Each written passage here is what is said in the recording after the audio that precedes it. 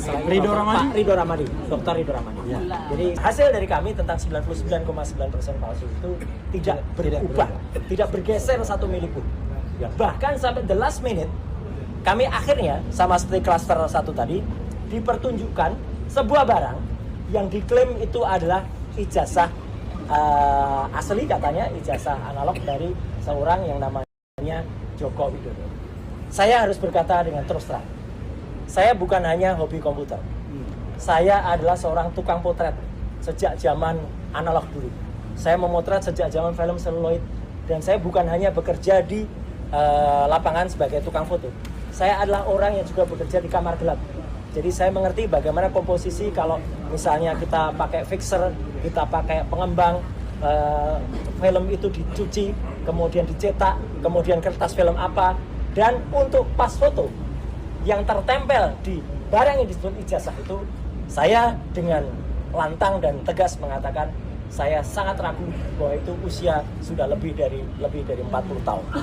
Terlalu tajam, terlalu baru barang itu sebagai sebuah foto yang dicetak dengan kertas foto di tahun 80-an. Ya, karena kertas foto di tahun 80 itu ada usianya. Bahkan ijazah Dr. Rismond sendiri yang usianya baru sekitar 20 tahunan kira-kira, 23 tahun, itu pun sudah mulai berburam.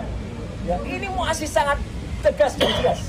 Ya, tidak seperti. Kemudian khusus detail itu, alhamdulillahnya kami meskipun diminta untuk melihat, kami tetap tidak boleh memegang. Ya, kami tidak boleh merasakan. Padahal dia bilang, saya satu lawyer, saya sudah merasakan itu. Kami tidak boleh memegang, bahkan mengintip saja untuk melihat ketebalan kertasnya saja tidak boleh. Ya, padahal itu penting sekali. Apalagi memotret. Apalagi memotret, karena kami dalam. Dan tetap ada satu pertanyaan besar.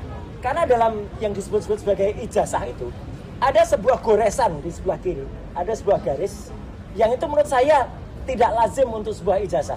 Itu mungkin hasil dari pre-printing atau printing baru. Ya. Kemudian ada lagi ciri-ciri yang kemudian kami pertanyakan, Dr. Rismond akan menambahkan logo Universitas Gadjah Mada yang tercetak. Sepanjang yang saya tahu, warnanya meleset, tidak seperti itu.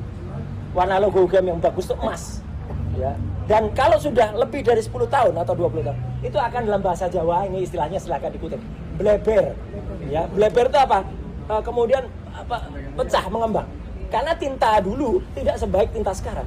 Ini tidak ada blebernya sama sekali.